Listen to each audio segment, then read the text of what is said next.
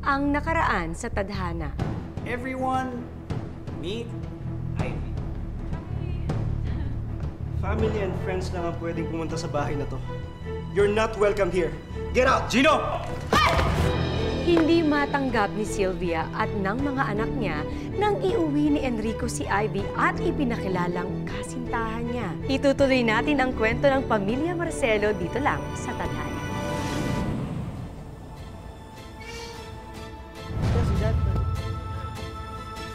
Gino, ano ba ginagawa mo? Dad? Wala, Dad. Tita. Anong wala? Kitang-kita ko yung ginagawa mo, ah! Sabi ko na nga ba eh. Ginagamit mo lang si Daddy. Tama na yan! Gino! Sumusobra ka na, ha? Halika dito. Umalis ka na. Baka tuluyan pang magdaling yung paningin ko! Enrico, huwag mo nasaktan yung anak mo!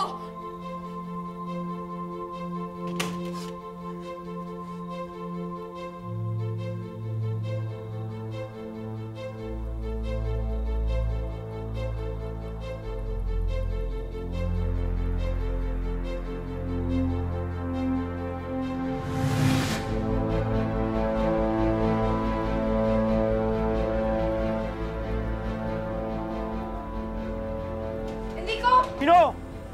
Anak! Gino! Gino, I'm so sorry na pagbuhatan kita ng kamay. I know you're just acting out. Acting out? Dad, baliw yung babae na yan! Enrico, kasalanan to ng anak mo. You choose to believe her, Dad. Tama na! Unbelievable! Enrico, he forced himself onto me. I guess I shouldn't be surprised. Pareho sila ng nanay niya. Parehong naninira ng relasyon. Can you please stop? Dad, anong sinasabi ng babaeng yan? Gino, wala. Huwag mo siyang paniwalaan. Nagawa ng nanay niya na makipagrelasyon sa iba habang may asawa. At nagawa ng anak na manghalay ng ibang babaeng may karelasyon na iba. I said stop! Dad, anong sinasabi niya? Anak, umuwi ka na. Umuwi ka na, please. Hindi man laloko ang nanay ko! Umuwi ka na, anak.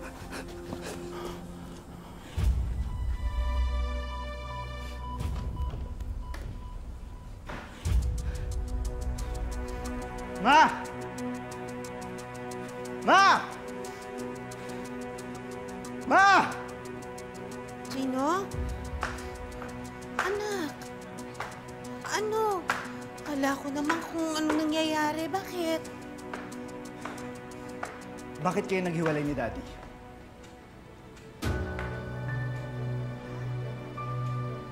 Bakit kayo naghiwalay ni Daddy? Ano talagang dahilan? Ano ba nangyayari sa'yo, Gino? Bakit sinasabi ng Ivy na yon, ng hayop na Ivy na yon, na ikaw ang nangaliwa kay Daddy? Ha? Ikaw pala tong homewrecker eh! Nang lalaki ka! Stop it! Mami mo pa rin ako! Wala akong mami na sinungaling. Wala akong mami na manloloko! Gino!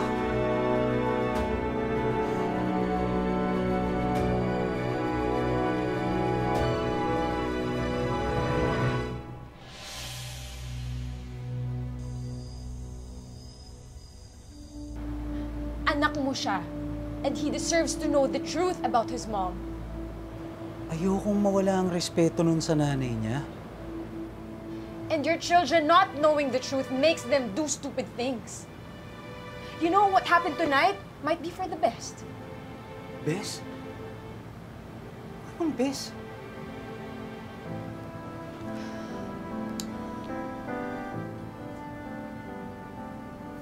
Hindi ka na kontrabida sa mga mata ng mga anak mo. At napatunayan ko na sa'yo lang ako. Lalaban ako for you. I will kill for you. Papasukin mo! Bitawan mo! Kailangan ko makausap ng malandig to! Ano? Kuya, sige, lumabas ka muna. Buisit. Hoy! Ikaw kapal ng mukha mo? Tama Tama ba tuhugin mo yung mag-ama ko pagkatapos idadama yung kasakalandean mo yung bunso kong anak?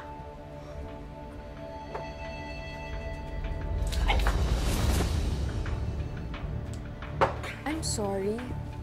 I should have asked if you wanted coffee first. Buti na lang, malamig yung kape ko. Walang iya ka? Baka walang iya mo? Kala ko kape yung gigising sa akin, yung sampal mo lang pala, Sylvia. Kulang pa yan! Ang alin? Ang sabihin ko sa anak mo ang totoo? Na yung nanay nila na Santa Santita isang cheater? Wala kang karapatan mang himasok sa buhay namin. Tandaan mo yan! Oh, but I do. Lalo na kung ikaw ang dahilan kung bakit hindi ko maangkin ng buong-buo si Enrico. Leave! Because the next one has interest. Tandaan mo, hindi pa tayo tapos! Guards! Pakilabas nga itong babaeng to. Hindi pa tayo tapos. Magkikita pa tayo ulit! Ha? Tandaan mo yan! Tawan mo ako!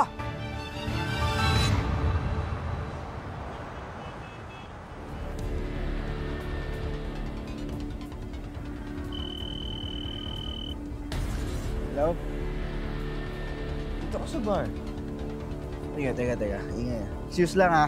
Usapin mo lang.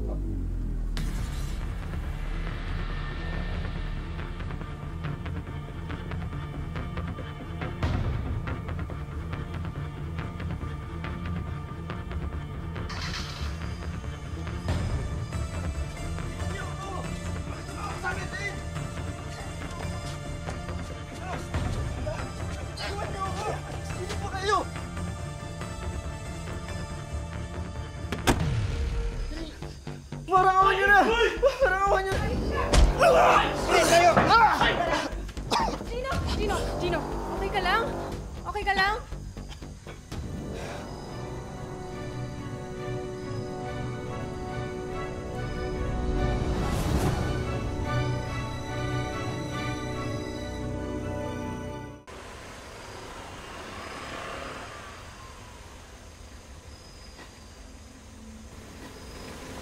Ihahatid na kita para makasigurado kung safe ka. Tingin nga. I know you're still mad at me.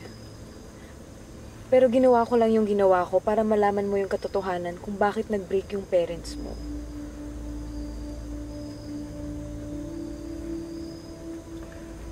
Hindi ko naman gustong malaman eh. I know what I did was a little extreme, pero kailangan mong malaman yung totoo. Kasi nagiging unfair ka na rin kay Enrico without even knowing the whole story. And I already told Enrico that nothing happened between the two of us. I felt in that moment na kinailangan mong malaman yung katotohanan sa nangyari sa pamilya mo.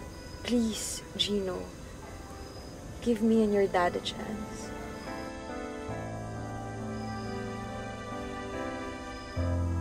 Let's go. Gino? Anak?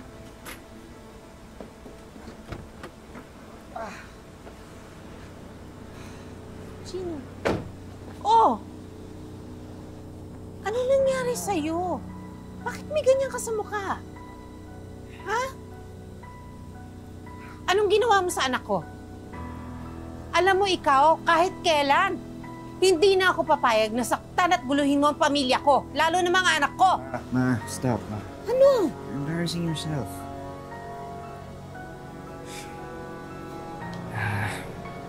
Tita Ivy, thank you for looking out for me at the bar. Most of all, for being honest with me.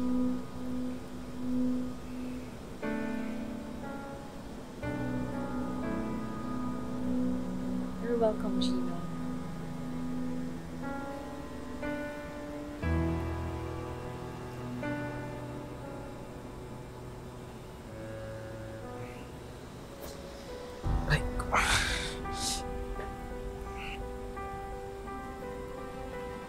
Hoy! Sa'yo na si Enrico, pero layuan mo ang mga anak ko.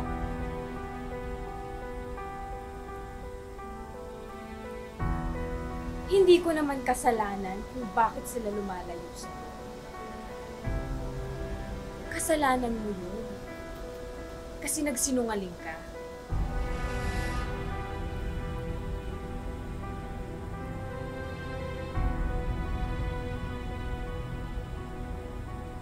Tuluyan ang habang matatanggap ng mga anak ni Enrico si Ivy bilang isang madrasta.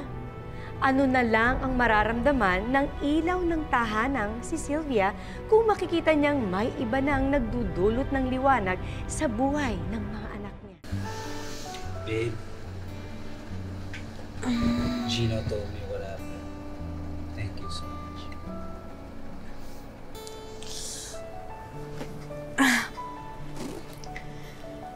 Alam mo, buti na lang doon kami nag-meet ng mga investors ko.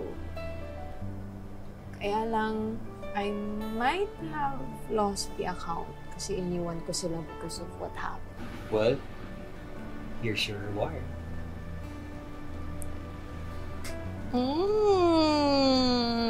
Ang masarap pa! You know what? I have an idea. Why don't we go on a vacation with the kids, of course? Beach? Wow! Yeah, that sounds good! Game? Yeah! You good? Uh-huh. O ano? Ayusin ko na yung reservations. Yeah! Talaga? Yeah, thank you! Hindi naman pala eh. Ha? But right now, ayusin ko muna yung dessert mo. Ha? You like that? Sira ka talaga! That? Ha? I'm gonna shower. Ano? I'm gonna follow. Are you? I'm gonna follow. I'm waiting. Okay. I'm waiting. Okay.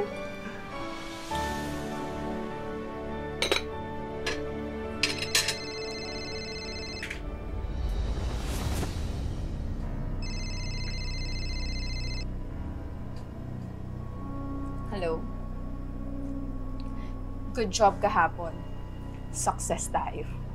I'm afraid at this stage, a full recovery is unlikely. Nasabi mo na ba sa mga anak mo about this? Kasi sila ang pinaka-highest probability na makakamatch mo.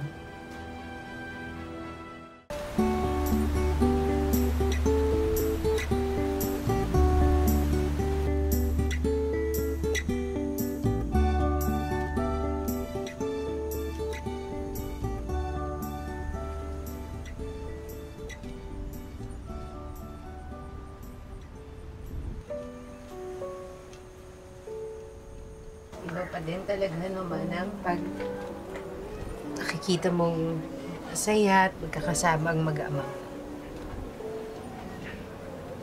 Ngayon ko lang ulit sila nakita na ganyan eh.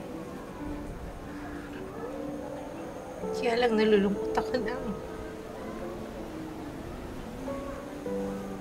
Kasi dapat ako yan. Dapat ako ang kasama nila dyan.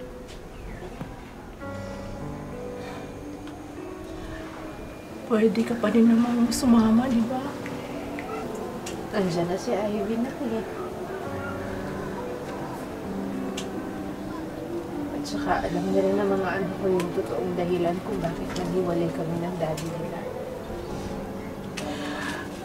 Nanay ka pa rin ni Gino at ni Elise. Galit sa akin yung mga anak ko, Manang eh. Parang hindi na po nila ako mapapatawad. Parang si Enrico, hindi pa rin niya ako napatawad. Kaya hindi na kami nagkabalikan dalawa.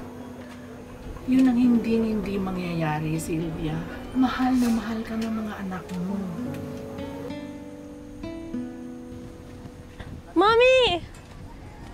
Mommy! Mommy! Oh, Mommy. Are you okay? Ba't parang naninilaw ka? Tsaka, ba't parang pumapayat ka? Hindi. Kulang lang siguro ko sa tulog, anak. Kapagod lang talaga. Sumunod ka pa talaga. Kuya, I asked Mom to come. Remember? Aayusin ko yung pagkain natin. Maiwan ko muna kayo, ha?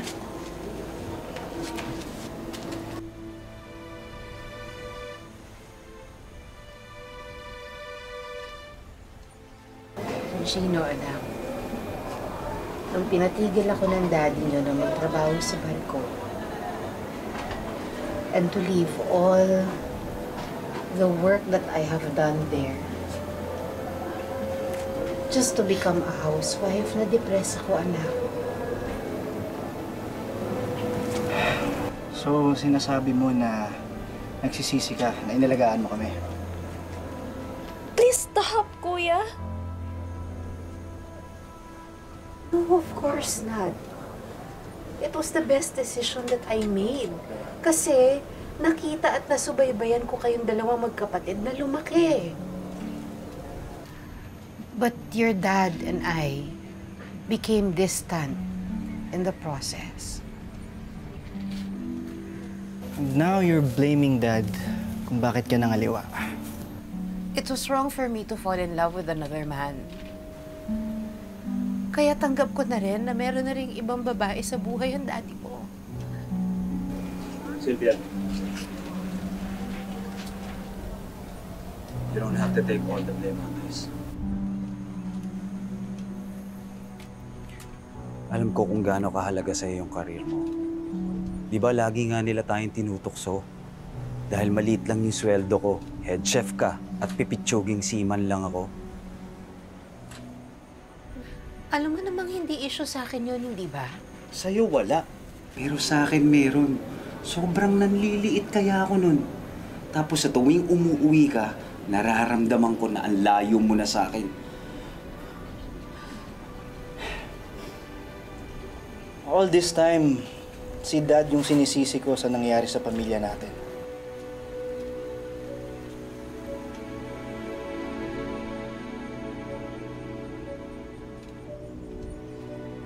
Gino, huwag kang ganyan sa mom mo. Because I also had an affair. This was even before your mom's. What? You guys are sick. That is why I never talked about your mom's affair. Hindi naman ako siniraan ng nanay niyo sa inyo, di ba? Eh bakit hindi mo mapatawad si Mommy sa mga pagkakamali niya? Because it made me feel inadequate as a man. Lumabas lahat ng insecurities ko. Tapos kung kailan ako naging kapitan ng barko, doon ako niloko ng nanay niyo. Ano na nasasabihin ng mga kamarino ko? That's it, Dad. That's it. That's it. Dahil lang nakakalalaki sa'yo sa pagiging kapitan ng barko? Eh, yung mga anak nyo. Ha? I'm sorry, anak, nadamay pa kayo. And I met your tita, Ivy. Huling sampa ko nun sa barko. PR siya ng cruise line namin. She wanted me to quit my job and then put up my own company.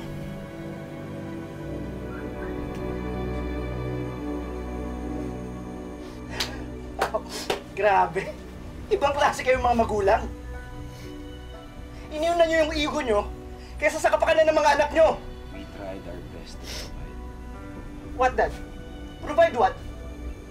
Our needs? Ha? Magulang ang kailangan namin. Kayo! Teka. Sandali lang, Gino. Hindi naman kami nagkulang sa inyo bilang isang magulang, ah. Maririnig niyo ba yung mga sarili niyo? Sana nagpakatotoo na lang kayo. Dahil sa pride at ego niyo, nasira ang pamilya natin!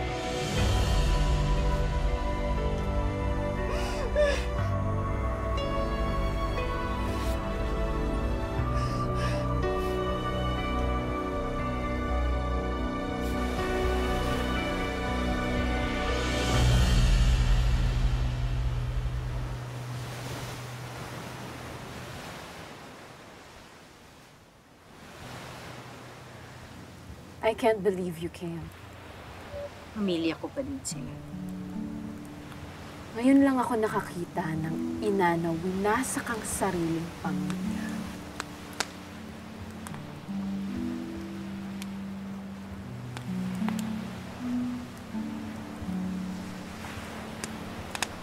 Bakit ba napaka-desperada mo na sirain ako sa mga anak?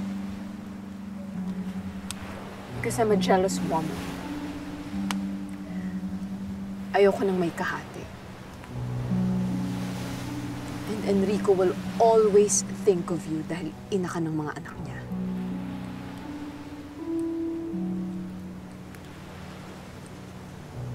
Yan ang hindi mo na mayayari sa akin. We'll see. It's all about perspective. I run a PR firm, and baka gusto mong magpatulong para ayusin yung basura mong imahe.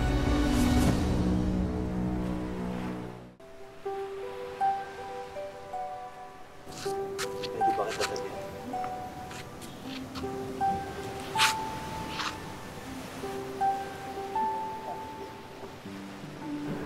Ang ganda ng sunrise, no?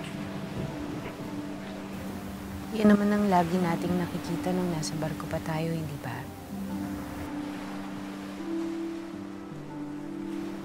Alam mo, nung niloko mo ako, galit na galit ako sa'yo. Piling ko kasi kumagal ulit.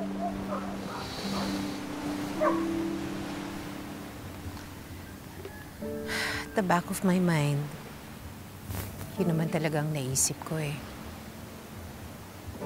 Ang gumante. Pero ang unfair mo kasi, you never gave me a second chance. Sa loob-loob ko kasi, mas magandang maghiwalay na lang tayo. Para mahanap mo yung taong para sa'yo. Kung hindi naman natin nakita para sa isa't isa, para saan pa?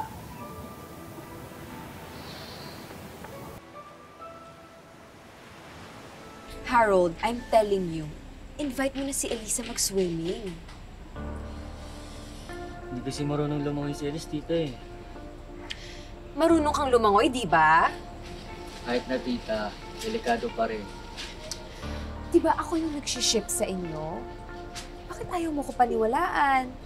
Romantic yun, yung dadalhin mo siya sa dagat, with your arms, enjoying the horizon. Sige na! Wow. Harold, kailan ba kita pinahamak?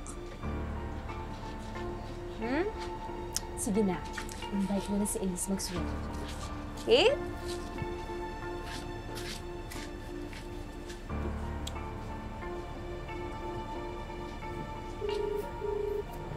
Standby ka na. Gagawin na natin yung susunod na plano. Ngayon na narinig ko na yung buong kwento.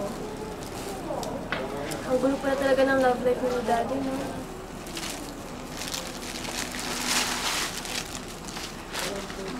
Pero anak, huwag ka din naman maniniwala. Hindi naman lahat ng seaman manloloko. Kaya kailangan talagang mamili ka ng manliligaw mo, ha? Ay naku ma, sa panahon ngayon, kahit pangit manloloko. Kaya don't worry, hindi ako madaling mabola.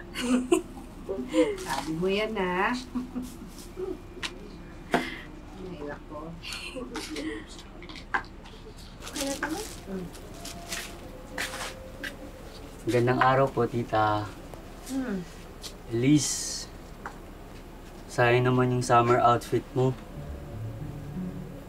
Ang ganda mo pa naman. Bolero ka din, ano? Tara, Elise. Langoy tayo. Doon, oh. Ano? Langoy lang po sana, tita. Ay, hindi. Hindi ako payag na maglangoy ito dahil hindi marunong itong maglangoy ito, anak ko. Masyadong malalim mo. Yun nga po yung point, tita eh. Ano yung point? She needs to face her fear. Ma, sige na, please. Kasama ka naman si Harold eh. Kaya nga ninervyos ako. Hindi pwede sa masyadong malalim, ha? Kasi inuulit ko, hindi siya marunong lumangoy, Harold. Akong bahala, tita. Mag-iingat, ha? Opo, tita. Salamat Harold, po. bantayan mo yung anak ko. Opo. Thank you po. Tara na, Thank you, Elise. ma. Bye-bye. Sa mababaw lang, anak, ha? Opo, tita.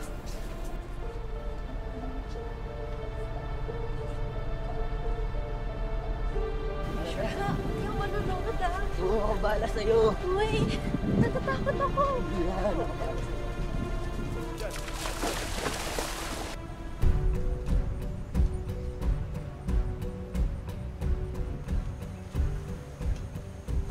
Oh my God! Ano ba?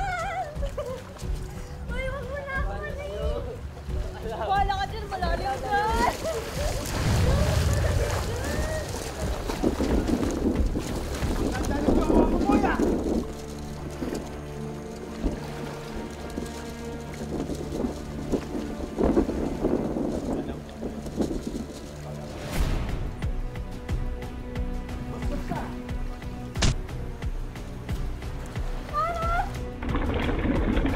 Elise! Elise! Ano nangyari? Di ka nawawala si Elise! Ano? Ano? Tumawag ka na, rescue! Bilisan mo! Elise! Elise!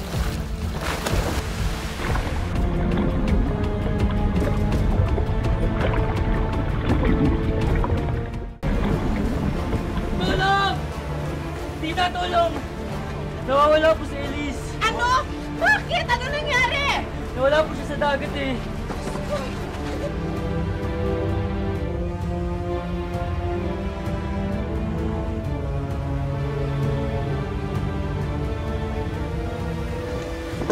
Elise!